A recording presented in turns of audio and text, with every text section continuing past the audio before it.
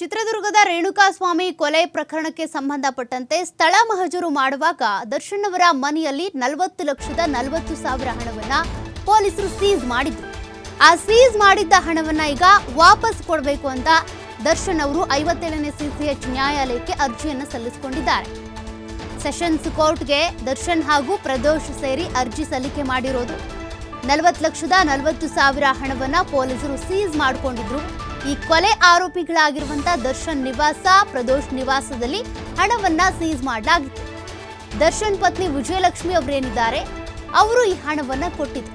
ಅಂದ್ರೆ ಪೊಲೀಸರು ವಶಕ್ಕೆ ಪಡೆಯುವಂತ ಸಂದರ್ಭದಲ್ಲಿ ವಿಜಯಲಕ್ಷ್ಮಿ ಅವರು ಆ ಮನೆಯಲ್ಲಿದ್ರು. ಆಗ ಆ ಹಣವನ್ನ ವಶಕ್ಕೆ ಪಡ್ಕೊಂಡಿದ್ರು.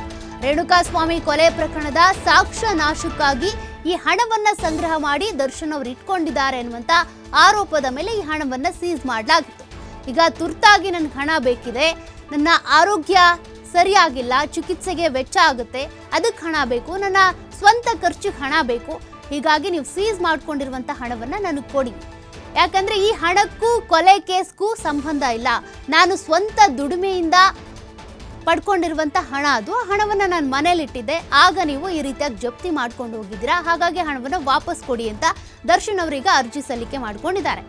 ಮತ್ತೊಂದು ಕಡೆ ಇದಕ್ಕೆ ಸಂಬಂಧಪಟ್ಟಂತೆ ಆಕ್ಷೇಪಣೆ ವ್ಯಕ್ತಪಡಿಸಬೇಕು ಅಂತ SPPಗೆ ಈಗ ಕೋರ್ಟ್ ಸೂಚನೆ ಕೊಟ್ಟಿದೆ.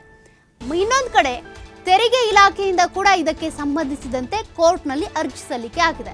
ಅಂದರೆ ಈ ಹಣ ಏನಿದೆ ತೆರಿಗೆ ಇಲಾಖೆಗೆ ಸೇರಬೇಕು, ನಾವು ಜಪ್ತಿ ಮಾಡಬೇಕಿತ್ತು, ಅಥವಾ ಇದಕ್ಕೆ ಸಂಬಂಧಪಟ್ಟಂತೆ ಸೂಕ್ತ ತನಿಖೆ ಆಗಬೇಕು ಅಂತ. ಇದಕ್ಕೆ ದರ್ಶನ್ ಪರ ವಕೀಲರೀಗ ಆಕ್ಷೇಪಣೆ ಸಲ್ಲಿಸೋದಕ್ಕೆ ಅಂತ ಸಿದ್ಧತೆ ಮಾಡ್ಕೊಂಡಿದ್ದಾರೆ.